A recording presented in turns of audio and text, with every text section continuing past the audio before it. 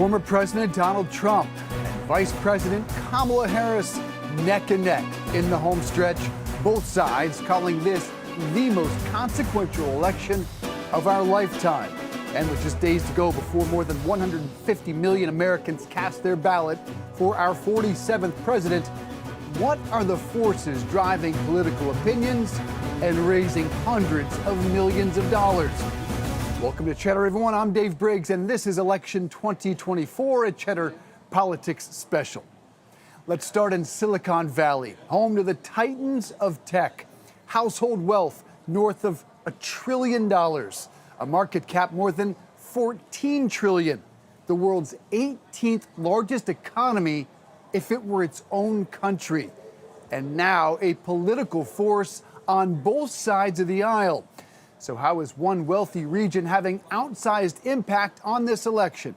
Kim Scott is a former Google executive, CEO, coach at Twitter, among other companies. She's also the author and co-founder of Radical Candor, host of the Radical Candor podcast. Kim, great to have you here. Appreciate the time. So let's start again with Silicon Valley. Always been politically active, as you know. What to you is different this time around?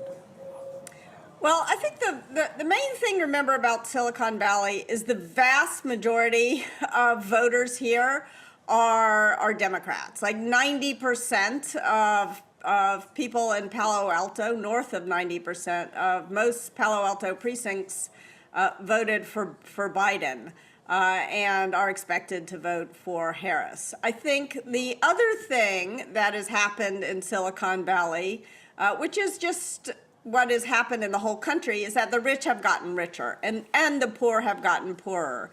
And there are a few centaurs. A centaur is a person who's worth more than $100 billion, have broken for Harris, and a few have broken for Trump. And for whatever reason, those who've broken for Trump are getting more coverage. So I think it's important to remember that it's not that Silicon Valley is pro-Trump, but there are a couple of very wealthy, very loud voices who are pro-Trump here. So you don't think Silicon Valley has moved to the right, it's just the attention on those has grown bigger? I think there are a few who were on the right who've gotten richer. I think there's a bug in our economic system, which is creating a poor get poor. It's like a poor get poorer algorithm or a rich get richer algorithm. And that, I think, is what we need to address. And of course, if you are super wealthy, it would be tempting to jump on the rich get richer bandwagon. But I think there are some people here who a lot of people, the majority of people here, who believe it is in their long-term interest to create a more equitable economy. But there's some notable exceptions we've been reading a lot about. Elon Musk, who's really broken up with Silicon Valley, being chief among them. Yeah, let me set the stage a little bit for those that haven't been paying attention. Of course, the world's richest man, Elon Musk. He's joined by David Sachs and a few others. On the other side is LinkedIn founder Reid Hoffman, together with VCs for Kamala. You can throw in Andreessen Horowitz in the mix. I'm not sure what side they're on at the moment. So yes. Have there been issues that have driven the conversation to the right? Elon Musk, for example, do you believe it's issue-based? No, I don't. I mean, I think there's a pretense of it being issue-based. But I think what's really happening is that there is, in uncertain times, some people are tempted to jump on the authoritarian bandwagon. They sort of believe that some sort of strong man is going to save us, and they are all men. And this is not what history shows. History shows that the strong man creates a weaker economy and a weaker political environment. And yet there are people, there's this sort of notion in Silicon Valley of founder mode that if you're going to be a successful founder, you have got to be a dictator of some sort. And that is not what has traditionally worked here in Silicon Valley. In fact, Silicon Valley is a place that has deposed the dictators. That's where the innovation comes from. And yet, despite that history, this is a tempting narrative to fall prey to.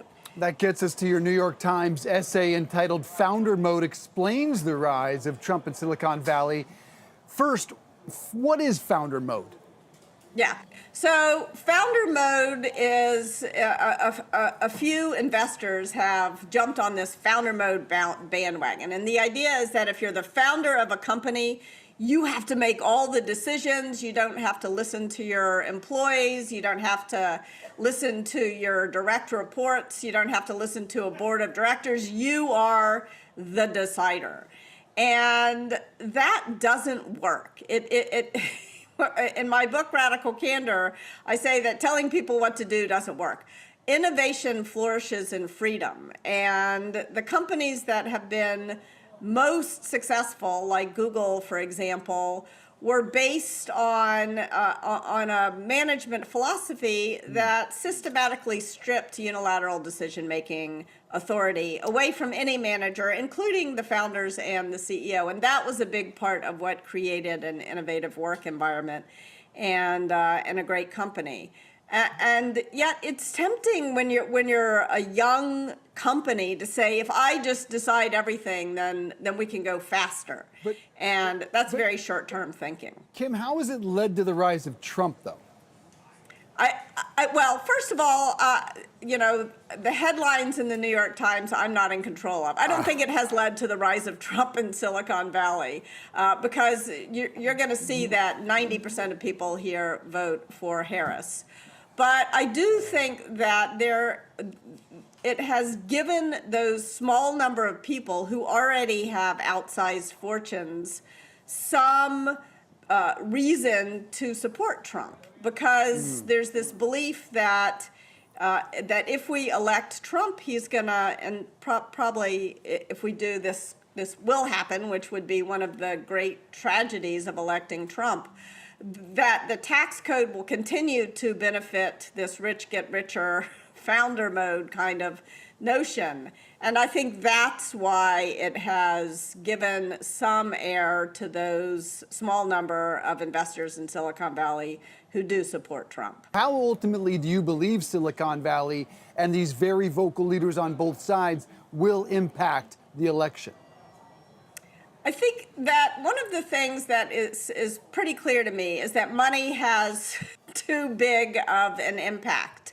When the founders of our nation created checks and balances in our political system, which I think is one of the most important aspects of the United States, is these checks and balances. They sort of imagined that the large number of people who weren't super wealthy would be able to be a check on the wealth of a small number of people. And I think that since the 1980s, our economy has created too many billionaires and too many centaurs, these centabillionaires. And their economic power has gotten so intense that we don't have enough checks and balances on it. And I am optimistic that if we can elect Harris, then she'll correct that problem. But if we don't, then we're going to have a much bigger fight on our hands. It may work this time around. We may see another administration. Our thanks to author and co-founder of Radical Candor, Kim Scott. Thanks so much.